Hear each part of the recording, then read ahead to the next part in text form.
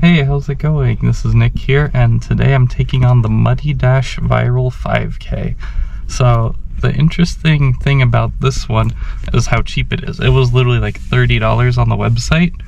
So I'm curious to see how it's going to stack up against some of the name brand ones like Tough Mud or Spartan, where you're spending like $100, $150. So I'm kind of like, I'm not expecting a lot from it, but for the price, I'm sure it's going to be a good time. And we'll see how it goes from here. The venue's the Budds Creek, Maryland. So I did a Spartan race here before. I'm very curious to see how this one's going to go. If it's going to be worth the $30, or if it's going to be cheesy, or is it going to be the best thing ever? We'll find out. So I'll see you at the starting line.